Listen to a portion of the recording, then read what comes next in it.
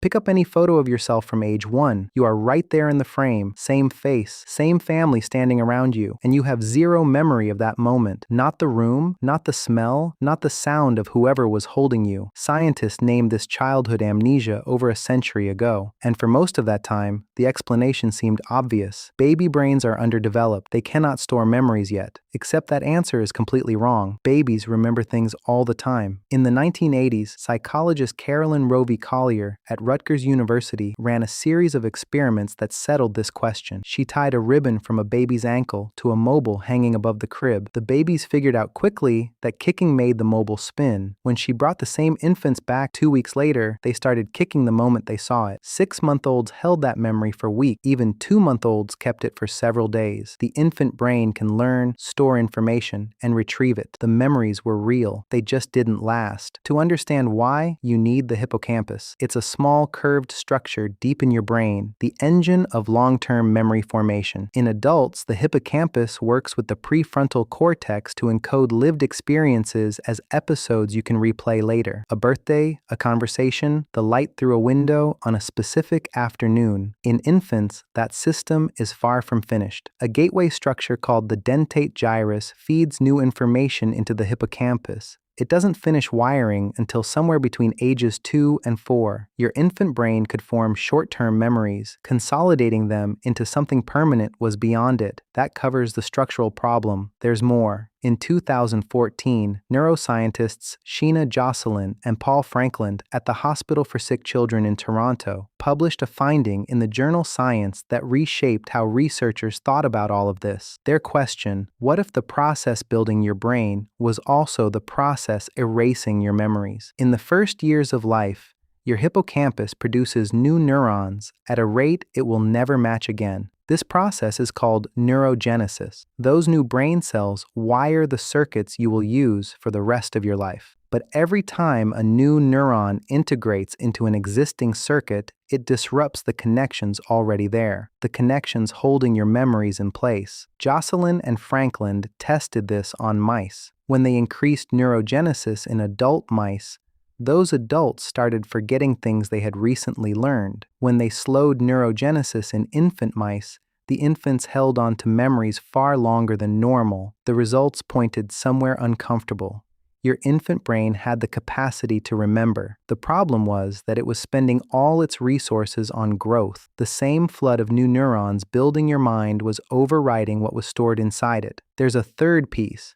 To form what researchers call autobiographical memory, the kind where an experience belongs to you, you need a sense of self. You need to understand that you exist as a distinct individual, separate from everything around you, that things are happening to a specific person called you. Developmental psychologists Mark Howe and Mary Courage argued in the late 1990s that this was a critical missing ingredient. Before roughly 18 to 24 months, infants do not experience themselves as separate individuals. The classic test is the Rouge test. Put a dot of red dye on a baby's nose and hold them up to a mirror. Before 18 months, babies reach toward the reflection, treating it like another child. After 18 months, they reach for their own nose. That moment of self-recognition closely tracks the earliest age at which autobiographical memories can begin forming. Before that point, there was no narrator inside your head assembling experiences into a story that belonged to someone called you, which raises a question harder to dismiss than it sounds. The baby in your old photographs lived in your body. It felt things, learned things, responded to the world, but its mind was organized completely differently from yours. No continuous sense of self, no long-term memories, no inner narrative. Is that actually you? Or is it someone else?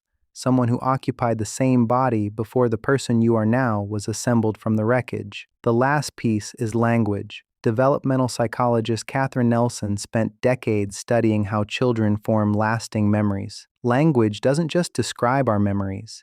It gives them a structure they can survive in. Before you could speak, your experiences were encoded as raw sensory impressions, sounds, textures, warmth, the quality of light in a room. Without words to organize those impressions, they had nothing solid to attach to. Once children start speaking, and once adults begin narrating shared experiences back to them, Remember when we went to the park? Remember the dog? Their ability to hold memories sharpens fast. Psychologist Chi Wang at Cornell documented something striking. The age of your earliest surviving memory varies by culture. In Western countries, where parents frequently build personal narratives with young children, earliest memories tend to reach back to around age 3.5. Among the Maori of New Zealand, whose oral tradition places intense emphasis on personal history and storytelling, average first memories reach back to age 2.5. In some East Asian cultures, where early childhood narratives focus less on the individual, first memories tend to start closer to age 4. The culture you were raised in determines, in a measurable way, how far back your memory can actually reach. So here is what happened to your earliest years.